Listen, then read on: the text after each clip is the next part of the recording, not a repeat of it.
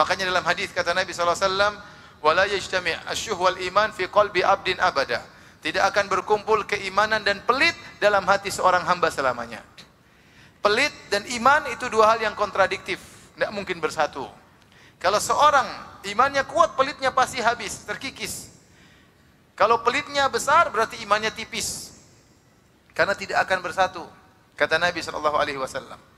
Makanya kata Nabi SAW, wasadaqatu burhan. Sungguhnya sedekah itu bukti. Bukti apa? Bukti keimanan. Orang bisa ngomong banyak, tapi mana waktu diminta sedekah dia tidak mau bersedekah. Imannya nggak beres. Demikian juga Nabi SAW bersabda, tatkala Nabi menyerukan perkara-perkara yang butuh pengorbanan, Nabi buka dengan barang siapa yang beriman kepada Allah dan hari akhirat. Seperti sabda Nabi SAW, man kana yu'minu billahi wal yawmil akhir, fal yukrim jarahu. Barang siapa yang beriman kepada Allah dan hari akhirat, maka hendaknya dia muliakan tetangganya.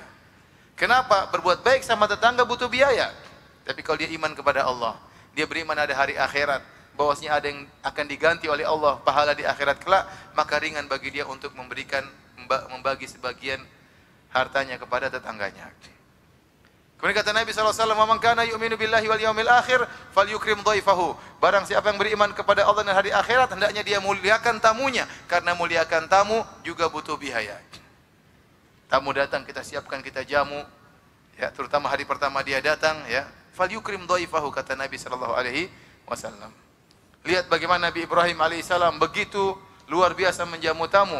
Allah mengatakan, hal ataka hadithu dhaifi Ibrahim al-mukramin. Izdakhalu alaihi faqalu salama. Ya, telah datangkah kepada engkau tentang kisah para tamu Nabi Ibrahim? Siapa tamu-tamu tersebut? Malaikat. Malaikat yang menjelma menjadi manusia. Waktu bertamu kepada Nabi Ibrahim, mereka mengatakan, izdakhalu alaihi faqalu salama. Kata Allah, mereka mengatakan, assalamualaikum wahai Ibrahim. Apa jawaban Ibrahim? Qala salamun qaumun munkarun. Keselamatan juga kalian, bagi kalian wahai kaum yang saya tidak kenal. Karena Nabi Ibrahim baru pertama kali ketemu dengan mereka, tidak pernah kenal sebelumnya. Tamu baru, tidak punya hubungan persahabatan sebelumnya, tidak punya hutang budi sebelumnya. Baru kenal tatkala itu. Tapi apa kata Allah? Faragha ila ahlihi faja'a bi'ijlin samin. Maka Ibrahim segera pulang ke keluarganya, maka dia sembelih sapi yang gemuk. Kata Allah, ijlin samin. Dia sembelih sapi yang gemuk, kemudian dia hidangkan kepada tamu-tamu tersebut. Faqarrabahu ilaihim qala ala ta'kulun. Dihidangkan kepada tamu-tamu tersebut, ternyata mereka tidak makan karena mereka adalah malaikat. Menjadi perhatian kita, Ibrahim alaihissalam baru pertama kali kenal mereka bertamu, yang dihidangkan sapi yang gemuk. Bukan ciplok telur, bukan ya. Bukan hidangkan kerupuk. Jadi luar biasa. Kalau kita beriman kepada Allah dan hari akhirat, yakin ada hari pembalasan, ada tamu kita muliakan. Hari pertama kita muliakan. Bahkan Allah mengatakan menjamu tamu 3 hari. Hari keempat ya tidak apa-apa. Masih bertahan lama kita boleh suruh pergi. Kamu harus punya tahu adab bertamu. Tetapi lihat bagaimana ya dicontohkan oleh Nabi Ibrahim alaihissalam ya.